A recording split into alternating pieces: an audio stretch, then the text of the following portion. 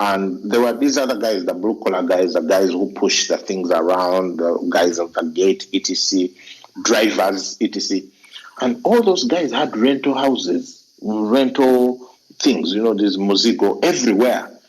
And these other big shots, they had nothing. All they had were debts, car debt, car loan, what. So do you know what the other guys used to call them? The guys, the blue collar guys in the company. They used to call these other big shots Bapangisa. Bapangisa Z. Actually. Okay, now I need to let Otoa come in and ask a couple of questions. Hilary, thank you very much. Otoa, what do you have to say? Wow, thank you. Thank you very much, Moses. I can actually see, the great Mwiri attitude coming out, Robert, forgive me for putting in Mwiri. Calm down. Okay, I'll calm down on that point. But Moses, thank you so much. This has been really interesting. But, earlier on today, when you were tweeting, you were talking about the whole idea of emergency mode. And as we know, right now, almost... I deal with so many SMEs on a daily, and many of them are going into what I would consider crisis mode. But what you also came out with as ideas for dealing with emergency mode were, of course, about behavior change. And behavior change is not an easy thing. So my first question is, how do you deal with that behavior change as a business, as an individual? But most important of all as well, you talked about something that is very key to my heart. I always tweet about OQP. Only quality people. And you talked about flying with egos, hanging out with egos. Can you tell me more or tell us more about that? Wow, thanks so much, Comrade Otto. Now, what that means is, you see, the quality of people you keep around yourself will determine the kind of person you become. All right. So if your company is made, the people around you are people who have no clue about financial intelligence and what to do about how to become financially healthy, that's going to happen to you. So that's been my experience, that when I get around people who are better than me, for lack of a better word, bigger than me, people who challenge your current pre-notion, the things you think. There are people who they will scare you, but you should take the risk and get close to them, and take the brunt of whatever it is until you start to learn from them and start to get into that space of being like them. So it eventually rubs off. So that's very important. So you should examine your current circle of friends and look around and say, who is ahead? Who can teach me? Who can hold me accountable? If those people are not there, and in your group you're the big deal, everyone else just is in awe of you, then you're in the wrong group. This is what John Maxwell said. If you are always on top of the class, you're in the wrong class. Now think about it this way. Let's say you're in primary 3, okay? You're in primary 3, you top the class. So you're supposed to go to primary 4, but you tell the teachers, no, I want to stay in P3 so that I am on top of the class. So your friends move to P4, you are in P3, topping the class. They go to P5, you're number 1, first term, second term, third term. They go to P6, they reach P7, you're still in P3, but for you, what is important to you is topping the class. Now, you're not progressing. All the other people are progressing. You would rather be the 58th in P7 than the first in P3 for 5 years. Yeah. So, I think that's what Toa asked about. So that's very important. Who are you hanging around? Who are you hanging with? That's going to determine the direction you take. Yeah. Right. Moses, you just missed out the bit of emergency mode. What would be your advice to individuals or to businesses, in dealing especially with this very unprecedented crisis? We're now in the second year of a lockdown. What does it mean for an individual and a business? For the individual, I will say 4 things. Okay. 1, become multi. I learned this from Grace Munira of Vine Pharmaceuticals. He said, be an and person. Be the person who at the office, you don't do just one thing. Okay? Learn the extra bits of skills. Be an earned person. Don't say, me, I only sweep the corridor. Then they tell you, can you clean the table? No. I only sweep the corridor. That doesn't help you. Do you know what they used to say, Moses? That for me, my job description is this one.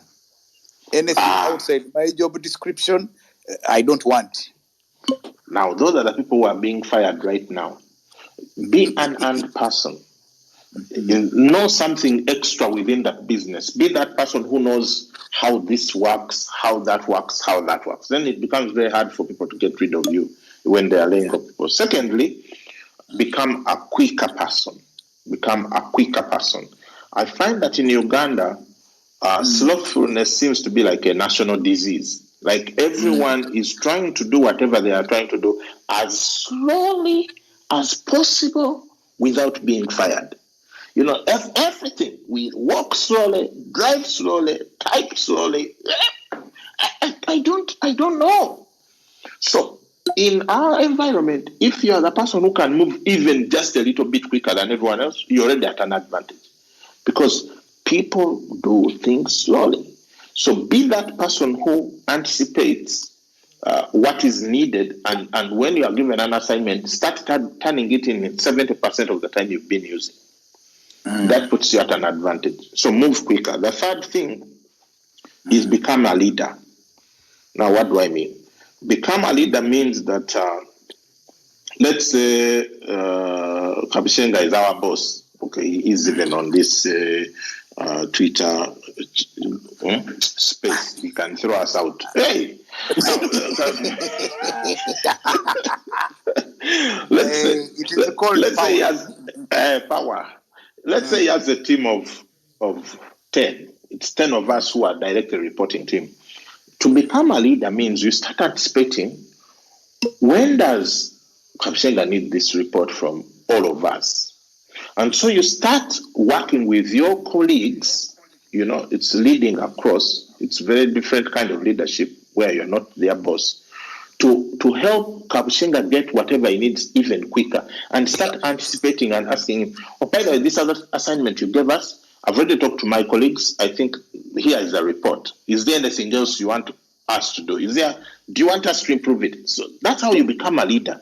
You start getting ahead of the game, mobilizing other people on the team to perform at a higher level. Don't just sit down and say the boss is the leader. No, leadership is not about position.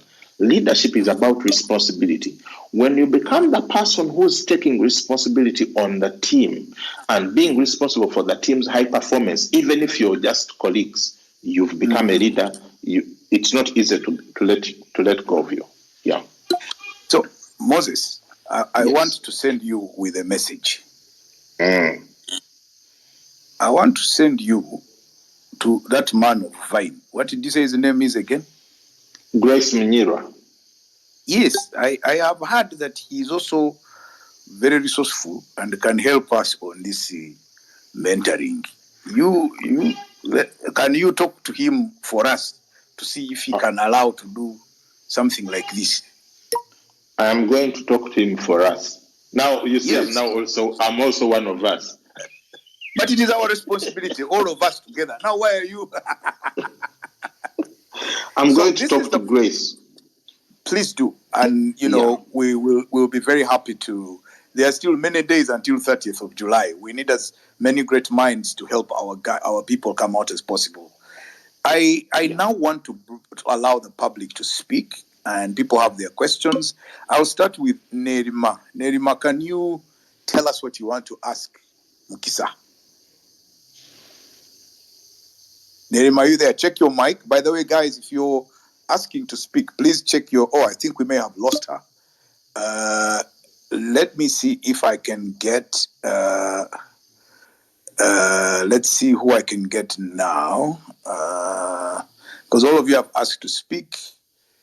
And then you keep going off, guys. So for you to speak, please check your microphone to see that your microphone is on, and then you can speak. Ninsima, do you have anything you want to ask Moses Mukisa?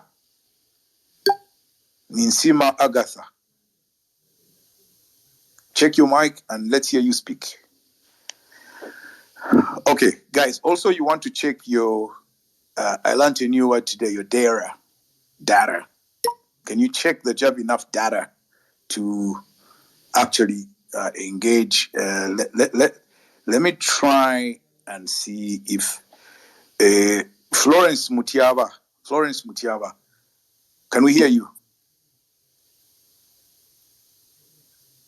Ottawa, is my mic still on or is it? Your mic is on. We can hear you. Yeah. Okay, if you guys can hear me. Florence, can you check that your mic is on? Check in your bottom left-hand corner and click on your mic. Just make sure it is open and so we can hear what you're saying. Florence. So all of you, I am going to be picking one by one. So I had given first priority to the ladies. I don't seem to be successful. Let me try Hassan Chibirango.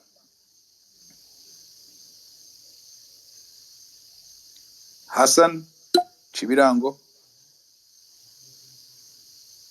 Can you check your mics, guys?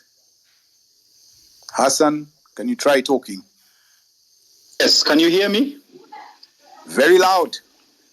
Profoundly grateful to be on this call. Thank you so much, Robert, for starting this great initiative. Calling in from Kigali, Rwanda.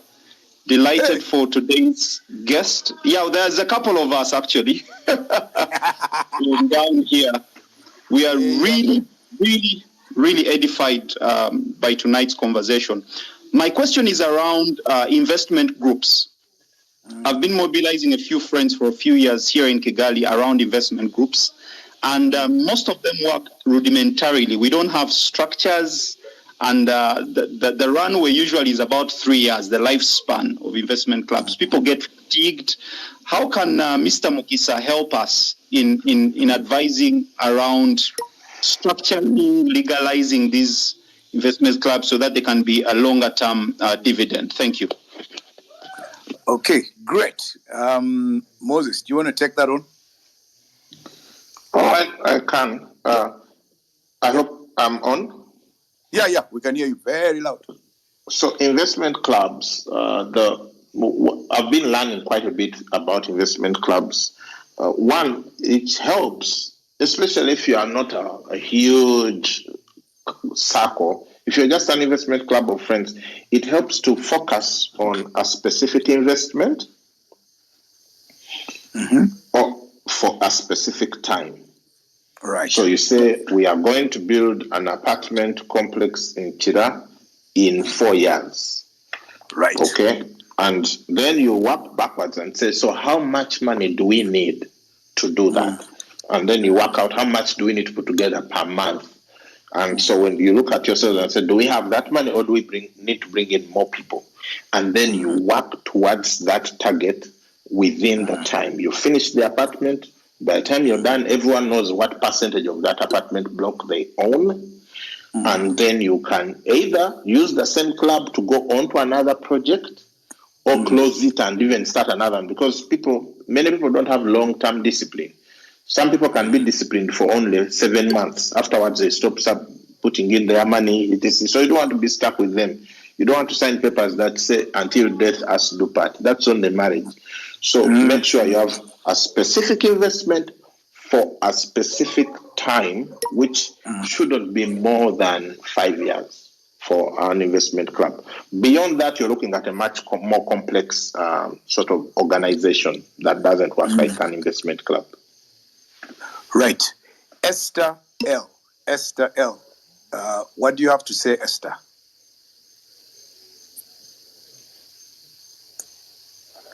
Esther? My question is, I really want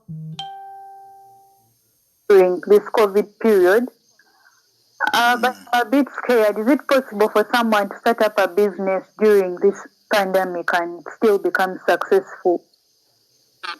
Esther, let me ask you a question. Yes. Esther, what are you scared about? What is your fear? What's your real fear? Yes, I'm hearing you.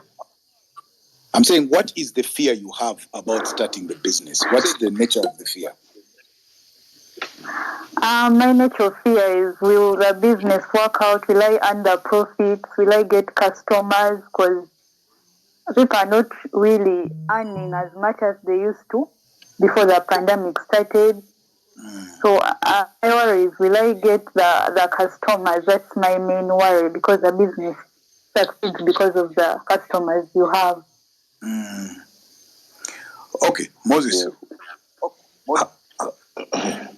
It depends on the kind of business. COVID or no COVID, you shouldn't try to sell sand to Arabs or ice to Eskimos. So what what are you trading in? What is the business about? Because in COVID, people are still eating. Where are they getting food from? From Ruggiero.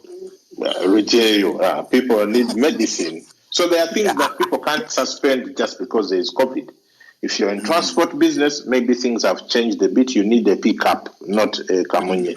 So it's just think. Always think the possibilities. Just think. Yes. There are people who are making a lot of money right now.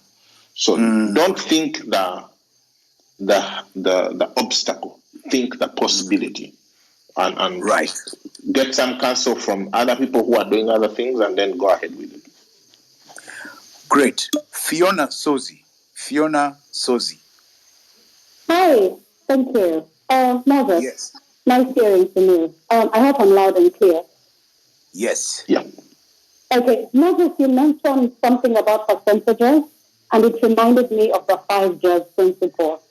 And, we are in unprecedented times, and there are times when a particular job, say the emergency fund runs out. You have people dying all over the place, and there are people you're supporting. So which of those things is like a non-negotiable? Price is one of those. But which of those other percentages or other jars should you not touch or move things around? Please advise. Don't touch your investment money. Yeah, don't touch your investment money, because one time the lockdown will be over, the pandemic will be gone. So don't touch your investment money. Just reduce your expenses. That's one of the things that, by the way, is easier to do in this time. It's very easy to reduce expenses because you're not fueling, you're not what. Just change priorities. Make sure you don't touch your investment money. That's the other jar that's a non-negotiable for me. Ingabire Sebastian. What do you have to say?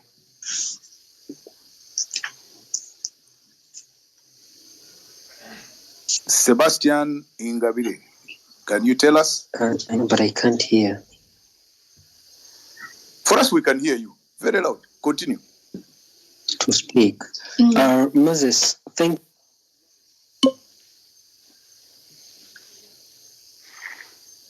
You're still doing the Twitter threads, Ali. So I want to know how. Oh, I think his internet is probably bad.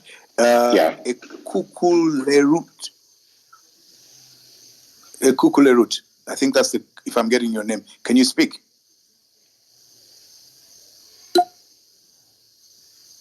Okay, I think Ekuku isn't able. Yvette KM.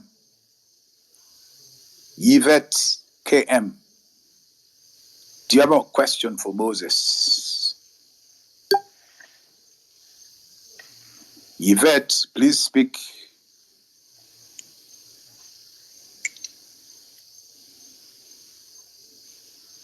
Okay, let me try other people since Julius Adupu. Julius.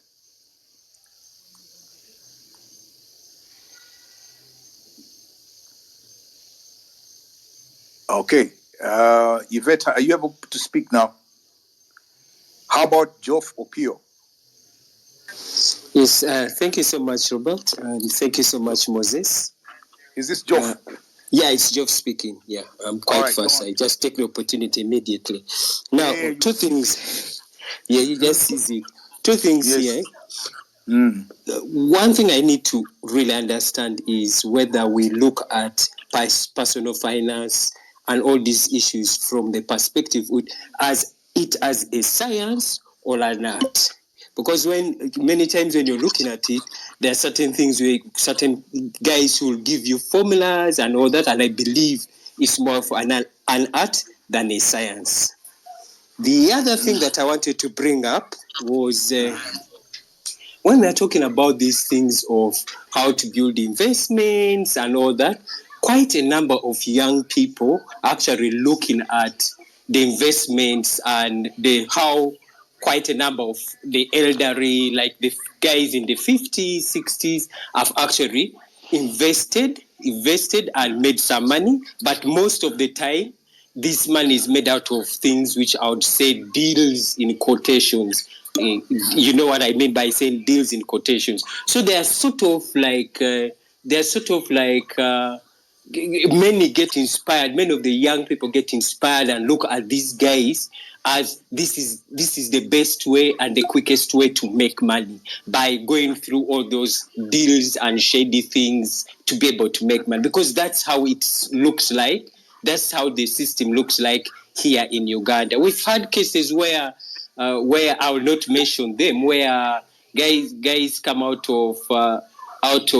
released out of jail for corruption-related issues, and guys are saying that guy is smart. Why should we call a corrupt and a person who has come through, made money through deals, a smart guy? And that's where the biggest challenge is. How do you respond to such issues? Okay, Moses. The man is bringing very tough things into this conversation. But you are the spiritual leader, so you. So is investment a science or art? It can be both. It depends. I think that you need both scientific and artistic approaches. One, it is a science in that it is numbers. You can't just go with I think, I feel. No, it is numbers. It is also an art because it involves people, relationships. One of the greatest treasures anyone can have in life is good relationships with people. Even if you are buying a piece of land, you need a good relationship with the seller. You need a good relationship with the lawyer who is helping you do the thing. You may need to have a good relationship with the bank in case you need to top up whatever it is you're using to buy. So it's both. It is both. About deals, people, I say you don't know. Whether it's true or not, you actually can't prove it. Okay. Yeah. What I know is that we don't have any long-term wealth evidence, like wealth that has crossed generations, which was got like that. Because if I get wealth like that, it means I can't train my children how to be diligent with finances. So as soon as I'm dead, they are going to sell it to survive, because they were not trained on how to make the money. On how to do the deals. Yeah, no one takes their child on a bank robbery errand. So, for purposes of long-term vision, let's make money the right way and only stick to the right methods. That's what I would say. David Gianni. David, what do you want to say?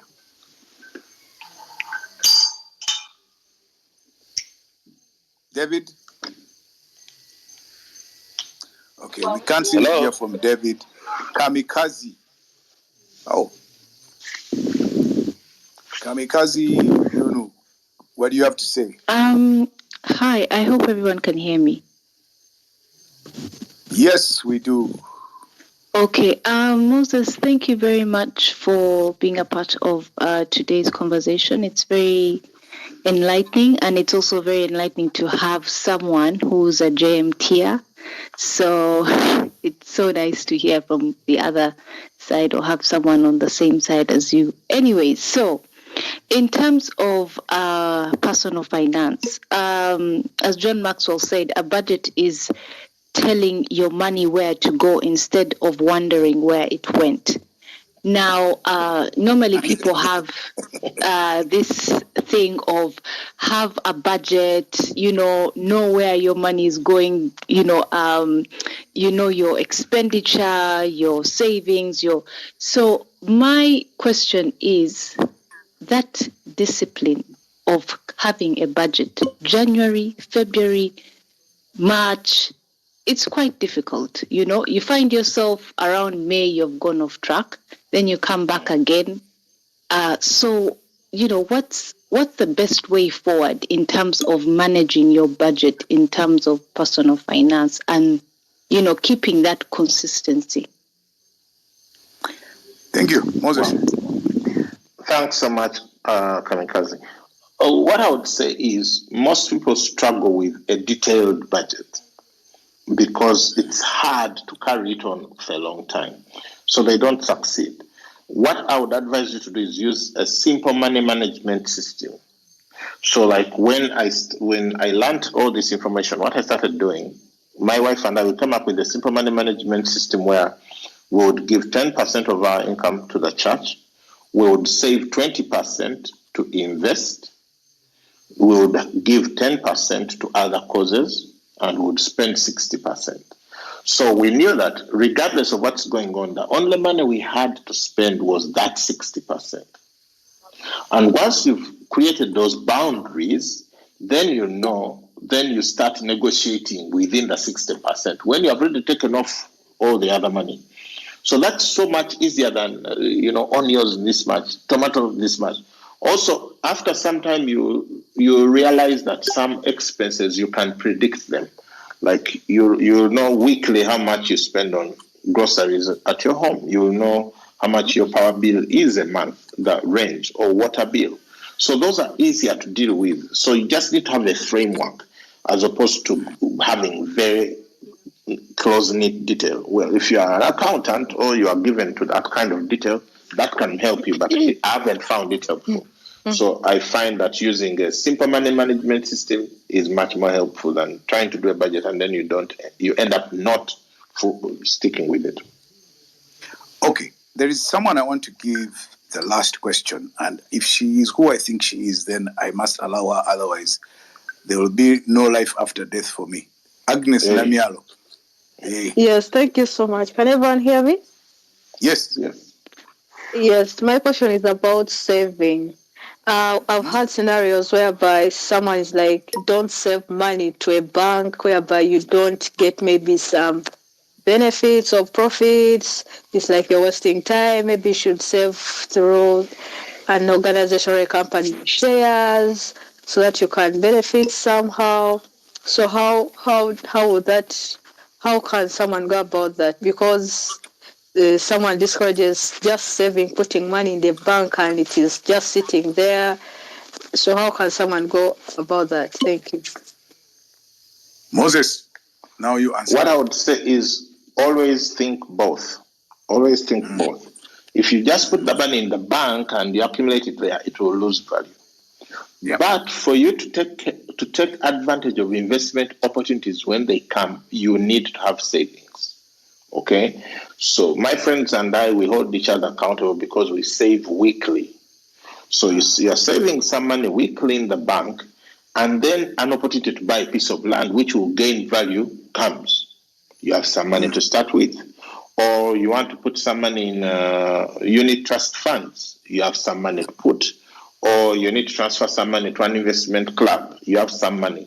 So you should always have both. Your savings account in the bank should be like your collection place for the money you're going to invest. It should just be going through there. Don't just keep it there for long. Moses, someone has told me that they want you to say something very quickly about Bitcoin. Bitcoin. You see, now you are trying to get me to swim in a rapid moving water. That's how I would describe Bitcoin. Trying to swim around Bujagali Falls. Yes. Yeah. Those who know what they are doing, because we used to go and watch those guys on jerry cans, going down Bujagali Falls. So if you also get excited and your right leg is shaking and you're like, I think I can do it, and then you say, give me a jerry can, I don't know what the outcome might be. That's all I would say on that topic. That's why I have never gone for whitewater rafting. Look, Moses, yes. Let me say a few things. One is I've gotten a lot of requests from people who want me to bring someone to talk about a career in entertainment, music, and film, and that world, and how you deal with that with your family, how you persuade them, and so on. So I want to say that I think I have found the right person who can talk, who will be mentoring us tomorrow, and she's my kid sister, so it was easy for me to get her. Somebody called Solome Vasuta. So I'll have Solome tomorrow. I just wanted all our listeners to know. So if people want, if people want to understand, or if your kids are thinking of becoming musicians, or you want to become this, you want to become that, I think Solome will have a powerful story to tell us. Moses. Yes, sir. The only thing I can say to you today is I am completely and utterly grateful for you making the time to stay with us, because we normally end this roundabout now, which is 8:30, to let people reflect on what we've shared, and to look at themselves or they look at each other as partners and say, what have we learned? So Moses, under normal circumstances, I would have given you a cow, but I think that would be too low. The only thing I can say to you is thank you for giving our people something to think about, something to reflect on, something that will help them to grow. Do you want to give them a final message? Thank you so much, Robert, and thank you so much for having me on this 40-day mentorship program. I hope this now gives me access to a visit to Ruggiero Farm after the lockdown. I will scrub up to make sure I don't bring any sicknesses to the farm. I'll wait for you at the trading center in Namayumba with traditional dancers. Don't worry. You'll be most welcome. What can I say to our guests tonight? Just to say, there is a verse in the Bible that says that a live dog is better than a dead lion. So, keep hope alive. Whatever happens, just know that for a person with vision, tomorrow is always better than yesterday. So just don't give up. Yeah. Sometimes life is going to throw at you lemons. Make lemonade. Get in touch with people. Don't isolate. The isolation is for physical isolation. Don't have emotional and virtual isolation. It's not good for your soul. So be in touch with people, remain in community, virtual community, and let's wait this thing out and keep thriving. That's what I can say. Moses, thank you very much. Tony Otoa, my sidekick. I must say, Robert, before you go and before Moses goes, our Busoga College Mwiri Fund is still needed. That's all. That one he will Thank pay. you. I will pay, sir. Have a good night. Okay. Good night, everyone, and let's meet tomorrow morning. See you. Goodbye. Goodbye.